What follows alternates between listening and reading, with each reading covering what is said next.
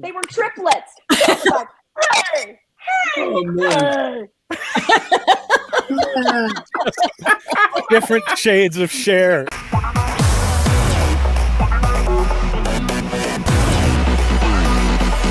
Welcome, friends and fans, to another edition of GalaxyCon Live, where we are bringing the convention experience directly to you.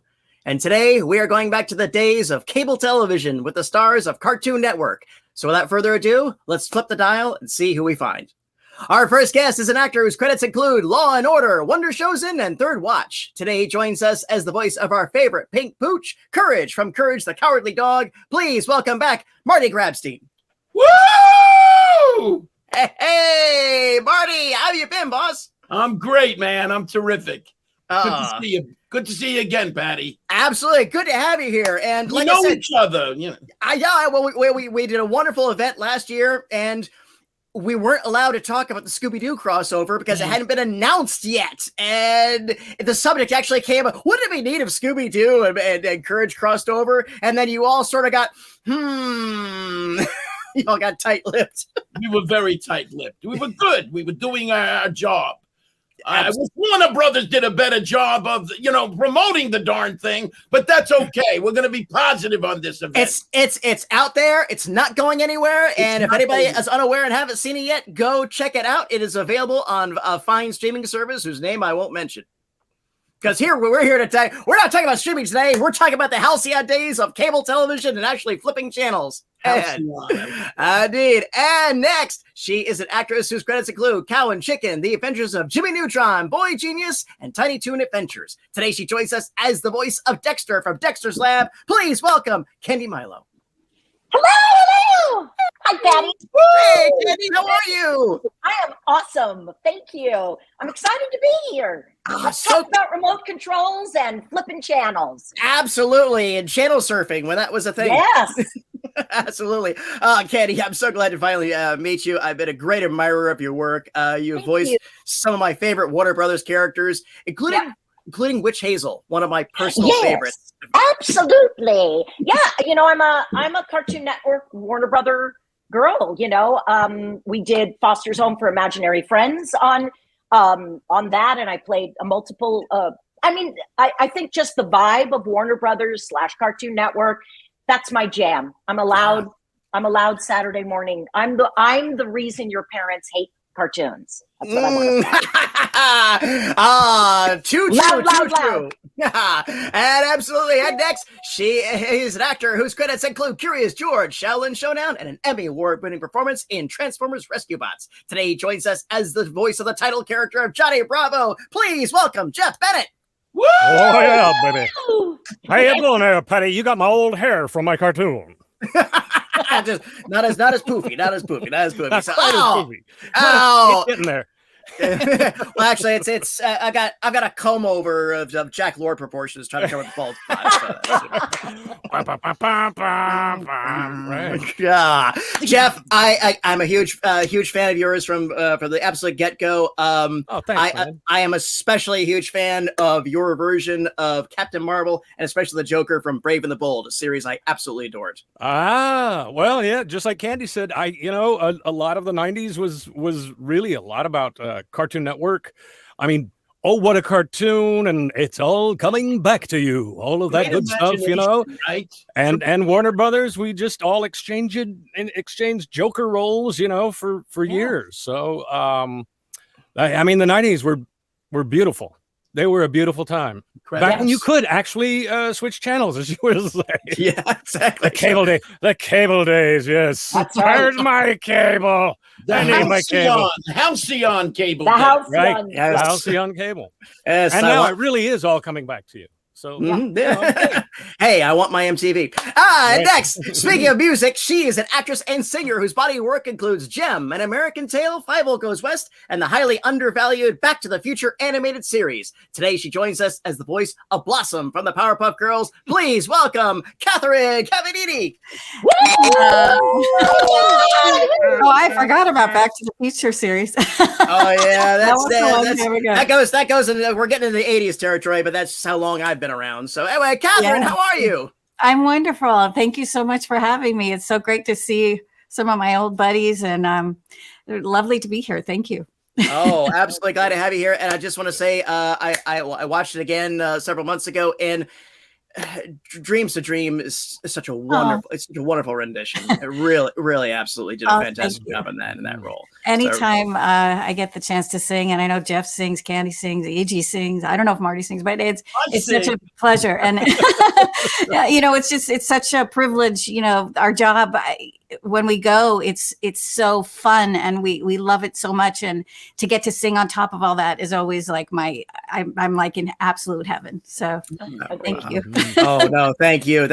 And finally, she is an actress and singer whose roles include Pee-wee's Big Adventure, Avengers, Earth's Mightiest Heroes, and of course, Rugrats and its sequel, All Grown Up. Today, she joins us as the voice of Buttercup and the Powerpuff Girls. Please welcome E.G. Daly.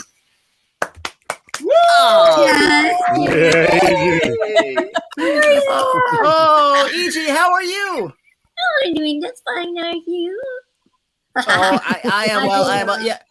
E.G., again, huge fan. You've worked with 3 of my all-time favorite genre directors: Tim Burton, Rob Zombie, and Savage Steve Holland. Yes, they're all so genius. Yeah, I feel super lucky to work with all of them. And all very different, but all had that same kind of like super genius thing about them that you were like, that guy's a genius. You're like Tim Burton, Rob Zombie, they're all very different though. It's so cool. Oh yeah, again, again, a great body of work, and thank you all, and thank you all for joining us here today on the GalaxyCon virtual stage. Our team is going through the chat room right now, pulling out the questions for us. In the meantime, I just want to put this out for myself and all the fans in the audience. That period of Cartoon Network is definitely, and just now really being looked upon as a really magical and innovative time where it seemed like the powers that be let the creators be the creators and really let everything go through. And again, so much body of work. Powerpuff Girls, Dexter's Lab, Courage, Johnny Bravo, Samurai Jack. There's so many great stuff that people are still talking about. So on behalf of myself, as an animation fan and our audience, I thank you all for your talents, and I thank you all for your professionalism. I thank you all for the performances you brought to those roles and all the other roles you've done either in front or behind the camera. Thank you. Thank you. That's lovely. Thank you. Oh, absolutely. My pleasure. My pleasure. Can we whoop your hiney? Great. You can, but Marty's first. The elder statesman of the group. Let me throw this out or get the questions ready.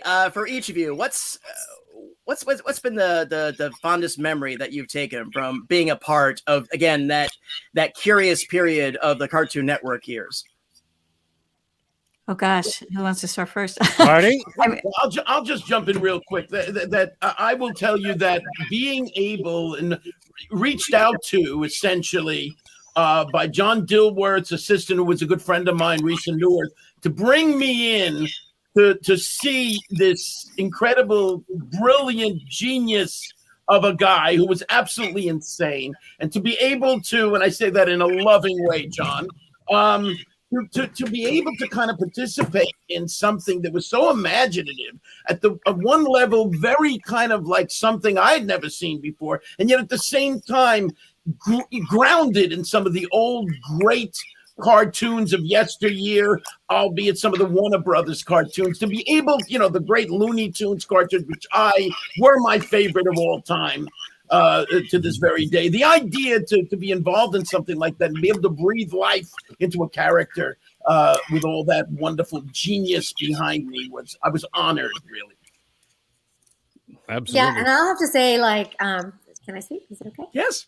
Hey guys, so I'd like to say what was also beautiful is what I loved about working with Catherine Cavadini and Tara and that whole gang was when we did Powerpuff Girls. We got to work at Cartoon Network. So you'd have to walk through the doors at Cartoon Network and in between all the artists actually drawing and doing art. And there was something really sweet about that because everybody was in the same building at that. There were points, right, Kathy? It was just they were down the hall. We could just go chat with them, or they'd come pop in, and then we got to work with great people like Jeff came in and did some roles, and Phyllis Diller, Mark Hamill. I mean, we had the most amazing people come in to do roles with us. And then we also, we E.G., Tara and I all had our babies at that time. So we, you know, we were all nursing, you know, E.G. in the booth. I nursed outside of the booth, but anyway, but, you know, we had our children together. We grew up together. We, you know, Tom Kenny, you know, Roger Jackson. We just had such an amazing cast and amazing time. And, you know, and then, you know, we got to guest on other people's shows, you know. Well, and that was the beautiful thing about like that whole What a Cartoon series, that Johnny Bravo, Powerpuff Girls, Cow and Chicken, they all came out of that. You know, started out as shorts, and I remember doing that, thinking, well, I hope we can do more of those. And then, you know, cut to like a year later, I'm in the parking lot, and Jonathan Winters is walking up to me with his little medical bag. Wow. And he pulls out of his pocket something, and I go and I start to speak. He doesn't know that we're working together. We're just in the parking lot, you know, getting ready to go into Hanna-Barbera. And I look at him, and I'm just like, I know I'm hypnotized. I go, hello, Mr. Winter. He goes, you ever seen one of these? And I look down, and I go, no. He says, that's a Buckeye. You want to know the history of the Buckeye? Then he starts telling this incredible story about how the Buckeye came to be. And, you know, I was like, I'm in a dream. I'm in a dream. I'm standing in the parking lot outside of Hanna-Barbera talking to Jonathan Winters about Buckeyes as he carries a medical bag. And then we just walked in and started doing the show. That's how we felt with Miss Phyllis Diller. Ha ha! Yeah. Oh my God. She was amazing. Yeah. She came fully made up, beautifully dressed from that era. You know, that's what they did. And she was like, took pictures with each one of us separately afterward. She was just like the consummate star. It was just the most amazing experience, wasn't it? Yeah, it was great. It was one of the best. So that's what people way before, this is from people from the 60s, geniuses, comic geniuses. Oh God, yes. To work with. That's wonderful. Yeah. Very exciting. I think the crossover is huge from that time, that there was an incredible freedom at Cartoon Network. Our creators were in the room with us. Some of them were voice directing their own shows, and they knew their sound and they knew what they wanted. But, you know, we were all appeared on everybody else's show. And I think that's where fans got the idea that it was a closed business, and it really wasn't. We just all had the same senses of humor, and we were free to be ourselves, and we loved working with one another. And when the celebrities came in, you know, and I was also, I don't know if I was on your Johnny Bravo I don't know if I was playing a small role, Jeff, when Jonathan Winters, but I was in the room. So it must have been that I played like one of your hot chicks. But yeah. Like I know. All of you played hot chicks at some point during it was just a great, even Marty.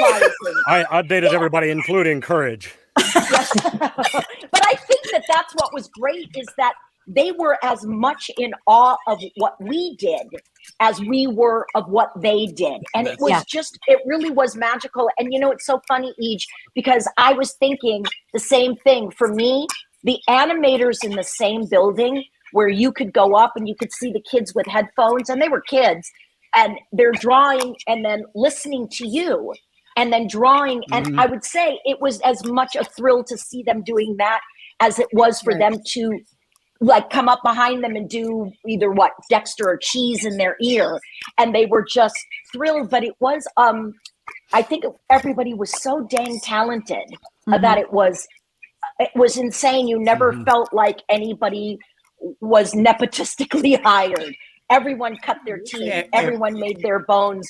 And the What a Cartoon started at Hanna-Barbera. They did a ton of these shorts, threw them up. And then I was going to say, like a year later, all of a sudden I'm doing Kenny and the Chimp with Tom Kenny, or I'm doing Cow and Chicken as the mom and the teacher. It was just one of those things where you never knew what was going to happen, but it was always going to be funny. Always. Right. We auditioned at Hanna-Barbera for Powerpuff Girls when it was called the Whoop Ass Girls. Do you remember that, E.G.? That's right. Yeah, and it was Nicely Cut. years earlier. We did the audition maybe, I don't know, 6-7 years earlier or something. Yeah, and Kath Soucie played the original Wow. Bubbles, and then she was on a million shows. So they said, we want somebody who's, not on so many shows. And of course, they picked Tara, who then had like 8 or it became like 16 shows at one point. So so whatever their idea was didn't really work. But we did that pilot years and years before we actually got it. Yeah, it was weird. I didn't realize it was that big a gap between. There was a huge gap. And said, remember that show you auditioned at Hanna-Barbera? And there was like, we did it years. I think it was You got it. Yeah. No, I remember 7 years later. You got the bar. I remember getting the call, and I'm like, that show that was about meat. Like there was a lot of stuff about meat in the Whoop Ass Girls. Do you remember that? And I was like, the meat show. And I was like, I think I remember that. Do you want to hear? Okay, here's a really great thing. Who remembers auditioning reel to reel? That was Tiny Toons that I went in. It was my first audition. Wow. And I remember going into this closet. And then I was with William Morris, and I remember going into this closet and somebody being very quiet in the corner going like this and moving reel to reel tape and razor blading it. And I remember when I auditioned, he was like, and now say take 2. I can cut it out. Literally. Cut it out his talk. Right. And I thought, oh my God, and here we are now. We can pull up our voices at a clip. So back then when they were like, you're going the meat show, I was like, by the time I got Sweetie on Tiny Toons, I was like, what was Tiny Toons? I don't even remember auditioning for that thing. It was a year and a half. Now I could pull it up on my phone and say, exactly. I remember that. So great, right? To remember what you did on the audition. Thank you. All right, we're gonna take 2 and go. But I remember actually doing the recording and having to wait, 5 minutes while he's going. No, I got it. And then it goes back and it's okay, and it takes. So it's got the whole thing, and then you're ready to go. But it took 2 to 3 minutes or so to get back where you were. Literally meant cut and paste. Yes. Right. That's where they meant that. Before the buttons. Yeah. All of the buttons. And the machine was like the size of a small oven, reel to reel. They were giant, and they were not cutting. They were auditioning all the women for that character. Wow. And the head slate was, this is Sweetie. And then everybody did it, and he would cut, and then they would send that big reel to reel in. I remember it. Remember the place on not Magnolia, but Burbank Boulevard, where they had all the demos that were reel to reel on the wall? Yeah. The voice caster. Yeah, it was voice caster. That was wild. And so that's how far back. Yeah, Sue Booth's demo was still on the wall. So was Tresses. Yeah. And now here we are the 21st. Now here we are the 21st century, and everybody is doing auditions on their phones. Yeah. Well, enough boomer talk. Let's move on. Now we all have to have everybody's recording knees. Are everybody's knees okay? How's your lower back? That's where we are. It's gonna rain. I feel it in my back. That's right. We are good to go to our audience questions. So thank you for indulging my capricious curiosity. Let's go ahead and roll our first one. And this one from Dante wants to know, what was everybody's favorite cartoon character growing up? Bugs Bunny, without a question. Daffy Duck. Daffy Duck. All right, which version of Daffy? Crazy Clampett Daffy? Okay, or malicious greedy Daffy? Malicious greedy. More malicious greedy. Hyperactive Daffy. Yeah. I'm rich. Go, down. Mine. My favorite was Robin Hood, though. When he did yoinks and away. That was my favorite. Absolutely. So I did do that for a while, but it never made it to the actual movie. I really like the old Billy West and I. pictures, like Lady and the Tramp. I remember we'd have Oh movies. my God. yeah. Greatest. Greatest. We'd go to the theater and we'd watch Lady and the Tramp. I really love that. We are Oh so yeah, yeah. Oh, stop it. Oh, careful. They have a warning about that scene now. Yeah. Right. Oh God, that's right. Ooh. That's fine. Catherine, what, did you have a favorite growing up? You know what? I did not watch a lot of TV growing up, to be quite honest. So I don't know. I'm thinking, I do remember watching the Warner Brothers cartoons a lot, and Mel Blanc was the genius of all time. Man. So I would say, any of his characters. I did, of course, love Bugs Bunny is probably one of the most fun. But yeah, so. There you go. No one likes you, Catherine. I'm just going to try to fix my lighting. Continue. Oh, no problem. Go right ahead. And Dante, great question to start us off with. Thank you. And what do we have next? From Corey. I'm sure you've been asked this before, but we'll get it out of the way. Out of all the characters you have voiced, do you have a favorite? Wow. Cheese from Foster's Home for Imaginary Friends, my favorite. Cheese. Yep. Yeah. I love Cheese would be it. And then, I like chocolate milk. I like potatoes. Followed by the Flea from Mucha Lucha, which was also a big favorite of mine. Yeah. The Flea was weird.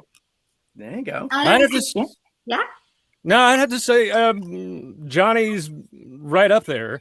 Yeah. And then I enjoy doing Samson because he's such a pathetic character from Camp Laszlo because he just always got pooped on a lot, and that was a fun one. And I you know what? I love them all. GalaxyCon. It's like the old Buddhist thing of what's your favorite thing? What I'm working on now. And it's I love whatever I'm doing at the moment too. So I think there are a lot of great voices that we all do that, it's hard to choose, but yeah. I would say for me, it's obviously Tommy Pickles. Hey, we better do whatever we better do because he's that's so sweet. But then I also love doing like Diz on Starship Troopers. She was a real tough chick.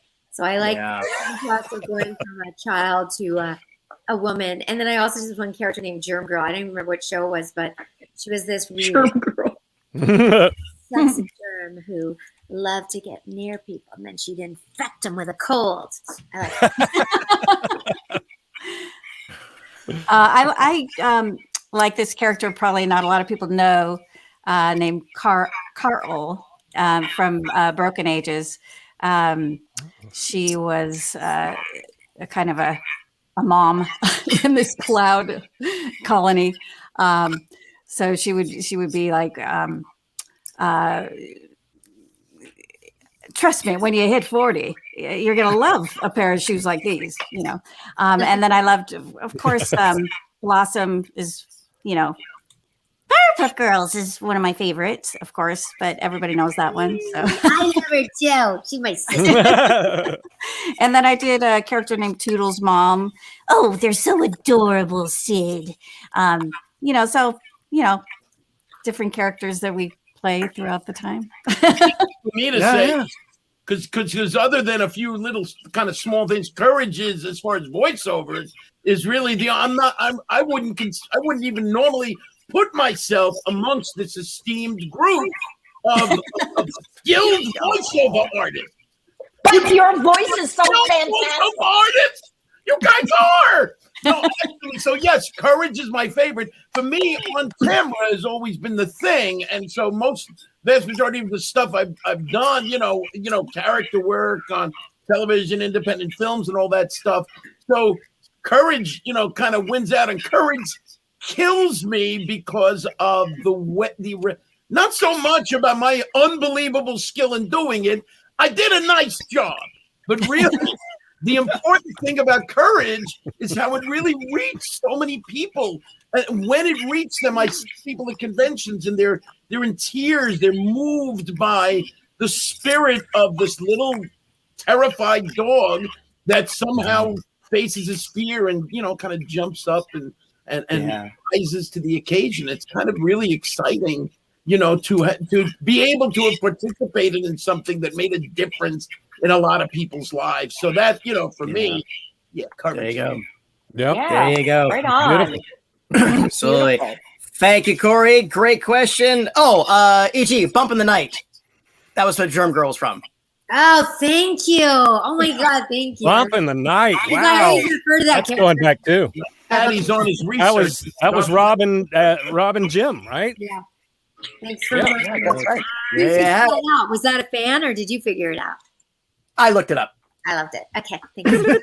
I'm sure somebody. I can't see what I was saying in our chat room, but I looked it up. Real You know, quick. honestly, Google wins sometimes again. I don't know if you guys can relate, but sometimes we do a lot of different characters over the years, right? So one time I went to a con and they made my big poster that goes behind our table that we signed for, and I went there and I got there and I looked up at my poster. And I was like, I think they made a mistake and they put this character on my poster that honestly I had never seen the character and I'd never watched it once I recorded it, and I was like, I think you guys made a mistake on my poster. And it was actually a character that I had done. I think it was like something. And I was like, yeah, that's scary when that happens, when you can't remember what show it was.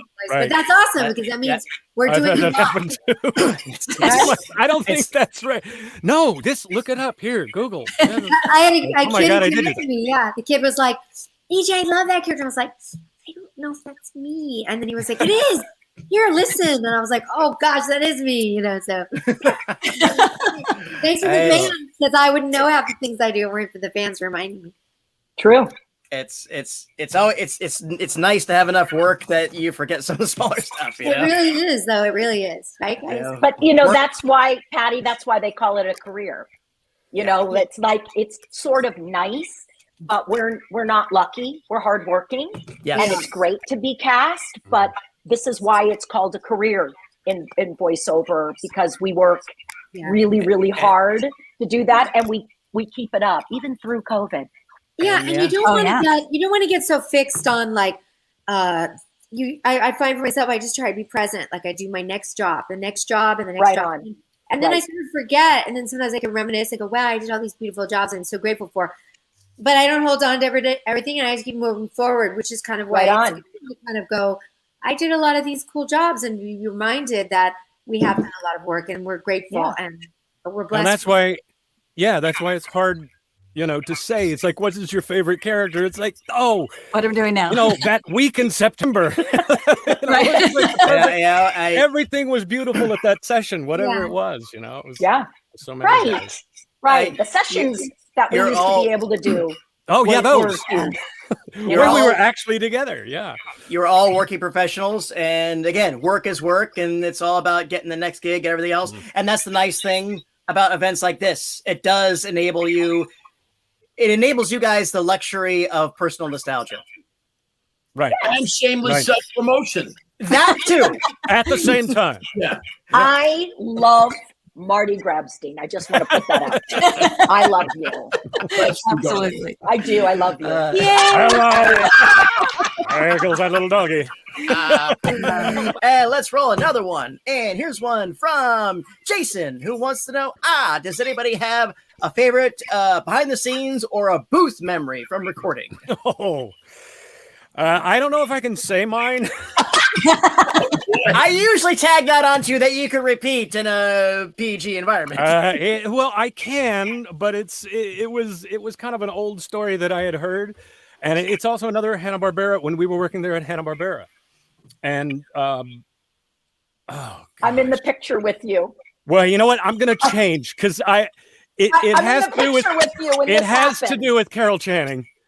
I'm looking on my phone right now for this picture. She used to wear these very loud clothes, and by loud I mean they would make sound on the mic. So she would be talking, she'd do her lines, and it was wonderful, but you would hear as the engineer. So they'd say, can you take off some at first it was the jewelry. Can you take off some of the okay, fine, I'll take the jewelry off. And so she takes that off. You still hear it. And they say, I think it's actually your your outer layer that's making. Well, that's not a problem. I'll just take this off. And she goes into the little closet. It was sort of in between the engineering room and the exit, but she kept the door open and she just took her top off and she was not wearing anything underneath. and bent over. And I remember Brad Garrett was there that day. Were you there that day? I have Candy? a photo. Yes, there's us. Oh my I had God. to hug her. Oh my God. That's amazing. That's yeah. the booth behind at Hanna-Barbera. And That I was it. can't find on my phone the picture of me and Jeff and Brad Garrett, but I had to hug her because she was my hero. But she had on a fabulous black lace bra. And I want you to know, Jeff, she didn't even blink. It was like, maybe it's my top. Whap. And I was like, And Brad Garrett love looked you. over and it was like, I can't unsee that. I was like, I could not breathe for about 2 minutes. It was like the scene in Skidoo when she strips down. Right. I'm just saying, she knew And how to she do went it. outside and ate fish with brine out of an igloo. Wow. That was a very interesting day. That was like never forgotten that day. Never. Absolutely. Never. Wow. I don't know. Maybe I can try to top that, but Wow. who's got another That's one? my favorite moment. We have the same favorite moment. Right. Okay. Done. I think Yeah, Power- I can under that. I think Powerpuff, there's two. I think Powerpuff Girls, Catherine and I and Tara, there was a lot of racy in between the lines, or turning lines from what the line was to something a little racier. And somewhere in the vaults are some pretty incredible dialogue sessions between the girls and I, and that's one. And then the other, I think I was doing Rugrats, and I think this is a pretty unknown story, but I was doing Rugrats, Tommy Pickles, in the booth with, it might have been Chris Kavanaugh at the time, and it was early on, and the girls, Kat Suzy and us girls, whatever, and I had just had a baby, and no, I was pregnant. I was very pregnant, and I remember doing like Tommy Pickles, like, hold on your diapers, what's going in? Hold please. And I like have contractions every. Oh my I don't God. know how long, and then the engineer would be like, all the producers were in there, be like, E.G., you're having a lot of those. And I'm like, I'm fine. Oh, baby, gotta do it. Oh, please. And then the next, I kept saying, well, no, I went to the doctors and he said I was fine. I'm not in labor. But that night I had a baby. So I was actually in labor during Rugrats session. It's on tape. That's amazing. Wow. You had your own That's amazing. Rugrat. I had a Yeah, weird yeah, my own Rugrats brewing, popping out. Wow. Yeah. Right on. right on. Yeah, so the moral is, keep working. But I have a lot of favorite moments, but when we were doing, after a while, we started doing some Powerpuff sessions at Salami Studios. Do you remember that, E.G.? And then I was sitting in the lobby, I remember, and Mark Hamill walked in, and I'm thinking to myself, oh my God, it's Luke Skywalker. yeah. And I didn't say anything out loud, but I'm just sitting there like thinking, oh my God, and he comes right up to me and says, hi, I'm Mark, working with you today. And I was like, he was so talented. Yeah. He's just so amazing to work with. And the fact that he just really is so unassuming, and I just was like totally blown away. Yeah. He's a He's one of sweetheart. the best voiceover artists. I mean, he's so He is, talented. he is. Such a good actor. He's a Yeah. great actor. Very good actor. Yeah, Very I mean, he would come up. We're both at DPN. He would come up to me and say, "Hey, Kath, did you know that your name comes up first when I type in Powerpuff Girls?" I mean, I'd be like, "Why is Mark?" Yeah, why do you know more about my character than I do? He did that with me on Cowboys of Moo Mesa. He's so sweet. He's like, you're the one with the red kerchief. I remember. And I was like, you're Luke Sky. It was the same that you're freaking Luke Skywalker. Why? Wow. He's Right. remembering the Colorado kid. Crazy. He's a fan. Yeah. He's an actual he is a fan. fan. He's comic book, avid comic book. Session moment that was sort of a strange moment. Generally speaking, I was able to get these things done relatively quickly, these sessions, and it was like, okay, Marty, let's get to this, and Okay, the things I do for love. Okay, yeah, I think we know how to, certain things, but then a lot of the sounds, a lot of it was very, these vocal histrionics type of thing. And so sometimes it worked like a charm. So this was one moment when something very, it was one moment where Courage is supposed to pop his head out of the ground into some sort of scary forest. And he's looking around. And God bless him, Peter Fernandez, who was actually my vocal director, the voice of Speed Racer, and also a voice in many of the Courage shows, actually. Mm-hmm. God bless him. God rest his soul. He would say to me, okay, Marty, let's try this. And the word was, that was like, just give me a, So you make it like he's a little scared because it's like kind of a dark forest. And he goes, no, well, actually, you know what? A little bit more like he's scared, but also curious. No. It's too much. It needs to be one syllable, not just one syllable. So I literally at one point, no, now you're not sounding like Courage. You're losing courage. Bring courage back. We did this about, I swear, and I'm not exaggerating, about 25, 26 times. Yeah. Something like that. Over and over again, to the point where I was like, it was absolute madness. After the whole thing was finished, he said, you know what? I think we probably have it in the library anyway. We'll find it. We got it on the first take. Yeah.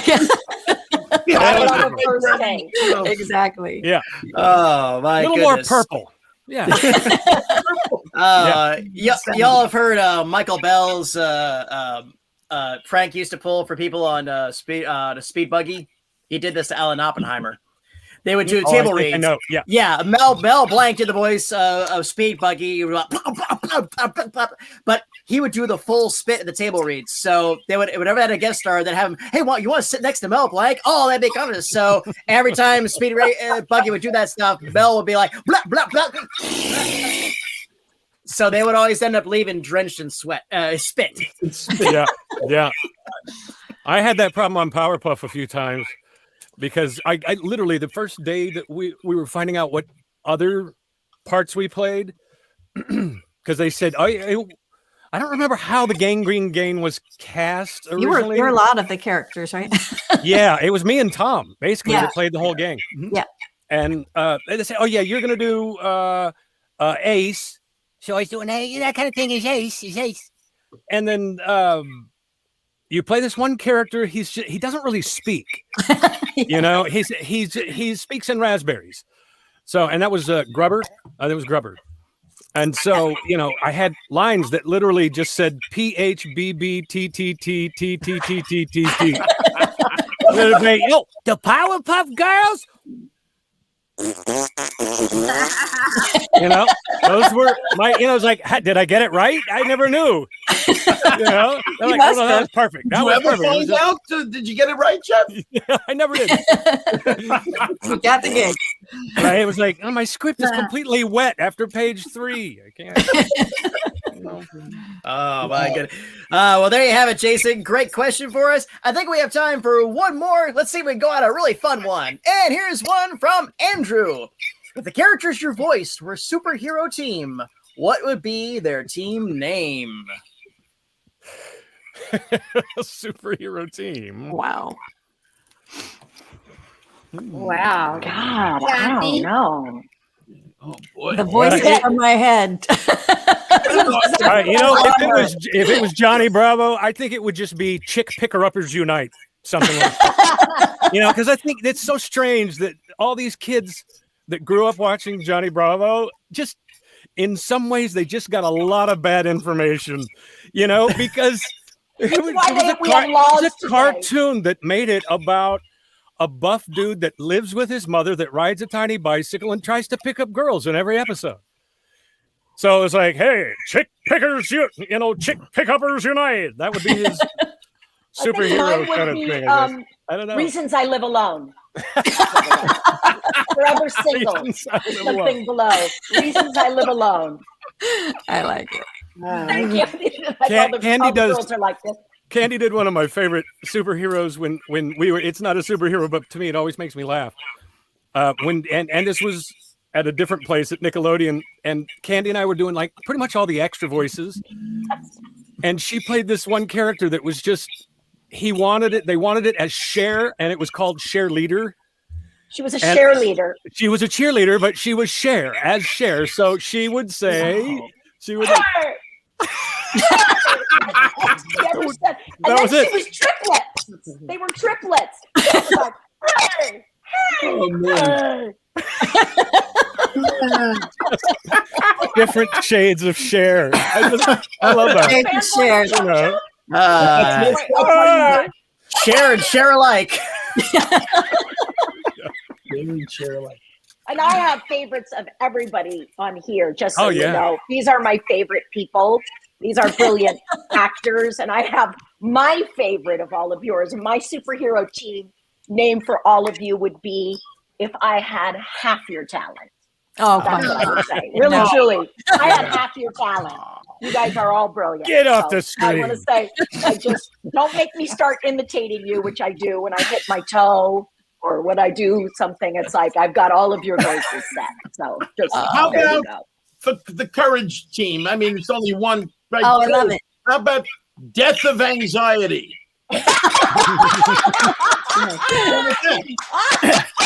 You know what? Right. We should have altered the question. Instead of a superhero team, we should have done the closer of what would be if you're on a band, what would the band be called? And that would be the name of the band. Death of Anxiety. Yes. Yeah. Death of Anxiety, definitely. That's Metal, heavy I metal. think mine would be Mojo's Heiny Whoopin' Clan. I do a good rock band. Okay, Heiny Whoopin' Clan. Mojo Jojo. Oh my God. I love it. I love it. Kick-ass mojo. That's right. We're going, Kick ass to, Mojo. we're going to the Mojo concert. Come on. Right, right. Yes. Yeah. Yeah. Oh man, Come on, look at this. what's your band name, Kath? My band name? Oh, I was just my superhero team would be the Superhero. voices in my head. I guess my band name. God, that's a hard one to figure out. You say voices in your head? Yeah, that would be That was her nice. superhero name. That's a nice band name. Yeah, I like that. There you go. I want to that. I change go, mine. yes. I want to change mine too to One Man Army. That I think. Oh, that well, would- that's nice. I know. because love that. he did say that a lot. You know. Yeah, my personal band thing would be Thoughts, Cut It Out, Get Out of My Head, like Crazy Thoughts. Yeah. Wasn't it? Right. My band name would be, could I do just one more? Could I just do one more? Let me try something. Can I do one more? Can I just do one more? Can I just do one more? I can play But younger. you have to have your hands like that and begging. Can I just do one more? I know I sat up. Can I do one more? Right. Try one more time. Andrew, there you have it. Panelists, it's been an absolute delight. Any final words before we take our leave? Thank you for being fans. So good to Yeah. see you guys. Thank you And so much. love you guys. God Love bless you. you all for being fans and keep your head up high. Yes, You made me Right. me, baby. Death of Oh, yeah. anxiety. Death of Anxiety. Death of anxiety. Love you guys so much. It's been my absolute pleasure to serve you. Once again, thank you all for joining us on the GalaxyCon virtual stage. Thank you to our audience for joining us, and thank you for your great questions. Hope to see everybody again soon. Until then, bye-bye, take care, and remember, folks, smiles are free, so spend them often. Bye, guys.